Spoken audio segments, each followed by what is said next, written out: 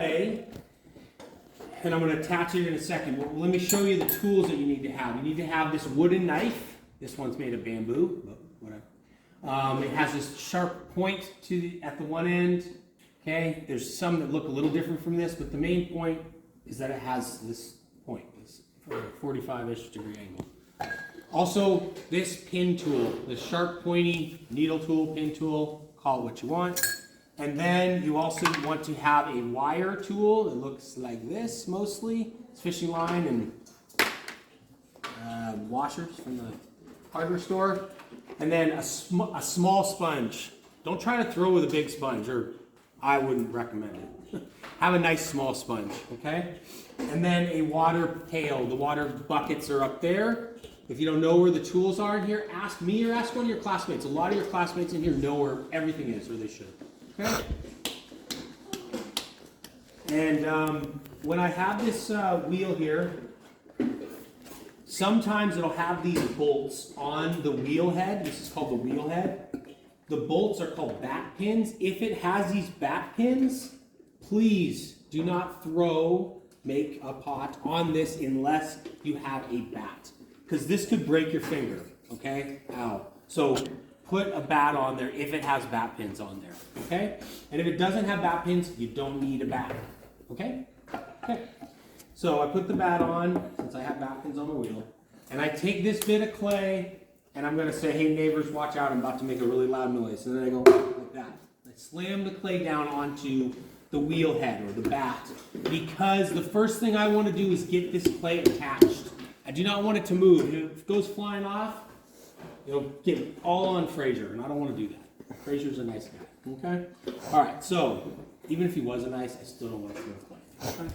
All right, so the second thing I want to do to really help make sure this clay is attached to the wheel head or bat is I press here, right at the base and the bat, where it attaches, and seal this seam, okay?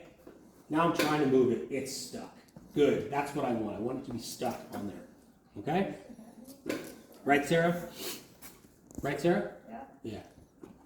Yeah. Okay. So I squeeze my hands together, and the clay rises up, and then I let go, and then I'm going to go back down. So this is called centering.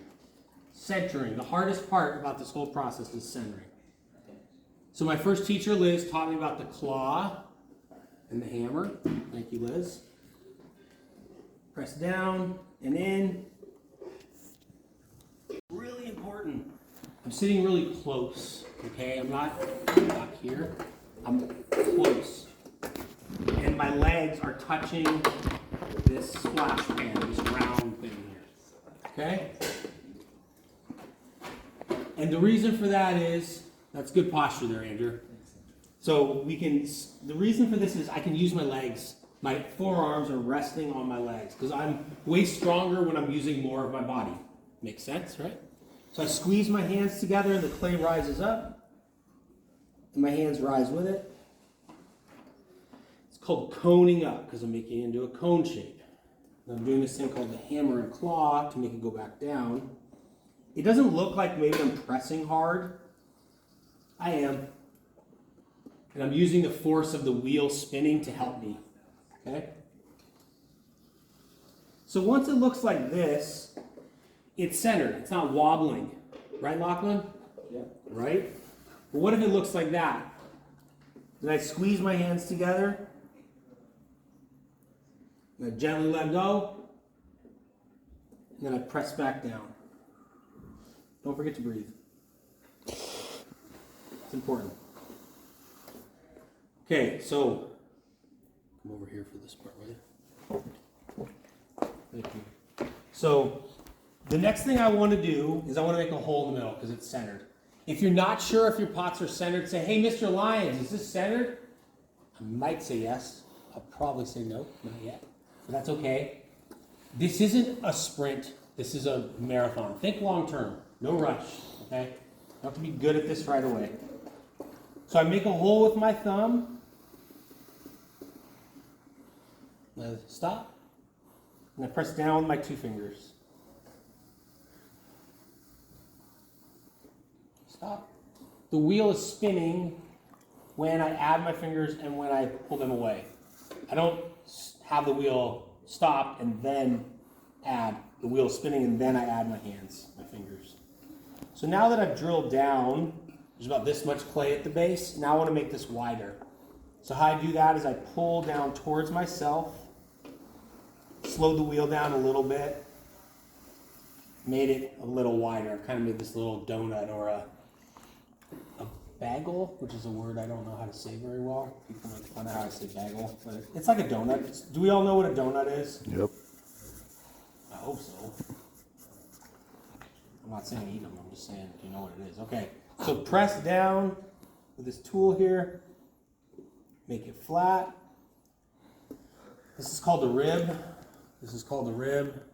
These are all ribs. Metal, rubber, wood. And the only reason I have this tool today, this little needle tool, is I press down and see how much clay there is at the base. There's about that much clay at the base, about 1 centimeter. It's perfect. That's good. It's acceptable. Try to avoid that perfect word, okay? And so then I'll use my sponge and I'm going to pull the walls up, but I want to point something out to you. Up until now, I've had my left hand on the outside and my right hand on the inside. Making the hole, drilling the hole down, making it wider. Now I'm going to switch my hands. So now my left hand is on the inside and my right hand is on the outside. Add some water. I make this groove here. So this is that kind of fourth step there. That's a hand. I know it's pretty bad drawing, but It's a great hand. it's a groove. Thank you.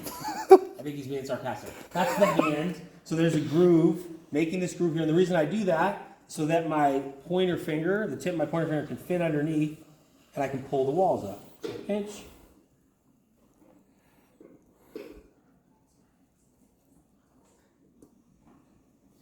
So then I compress the top. So what I mean by that is I just kind of hold my fingers on the inside and outside, and then press down with the sponge to make that top more even, more flat. Let's do it again, because this is not nearly enough cereal for me, okay? So again, I make that groove. My fingers are parallel. You know what that means, right? Not like this, but right on either side of each other. My right finger, my outside one, is a little bit lower than my left one. And I kind of just grab the clay and move it up.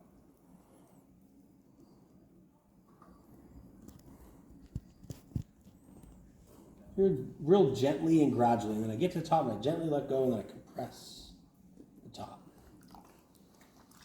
Now, that's more of like a ramen bowl looking kind of thing, hey? So let's use this rib. Push this out a little bit and we'll make a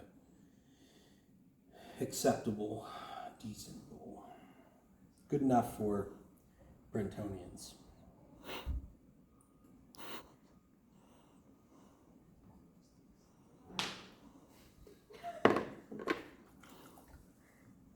Sarah, I'm going to make you demo next. You're going to do so great. I know you would. That's why I want you to be my shining example of pottery. Okay, so now I get back in here and I use my rib and I'm just making this wider still. So part of the reason I'm doing this is I want to show you all how clay is pretty flexible at this stage. Then get that water out there. Do not leave water in the bottom of your pots, your bowls, or anything you make. If you do, it'll crack. And you don't want that. And then, the outside is cracking, isn't it? So this is the recycled clay. I can throw with it, but you don't have to. You deserve better than this. Use clay that's in these bags right here. This is clay I just pugged out today and mixed. And it's definitely on the short side, which just means it's not very flexible. But that's okay. So I'll cut this off, and then we'll do this. Okay. So that's kind of a bowl. So what I made in the first class, there's the one I made in the second class. And you can see, whoops, it's thicker at the base, which is okay. And then it has this little kind of bead at the top, which is kind of what I want. This part right here, you'll trim, you'll reduce it, you'll do that in a couple days once the clay dries a bit. But today, the main thing I want you to do is just practice, get to know the tools you need, the steps, getting comfortable at the wheel, and you don't have to make anything today. I just want you to practice if you're ready for that, if you're done with your pinch pots, okay? Okay, let's do it.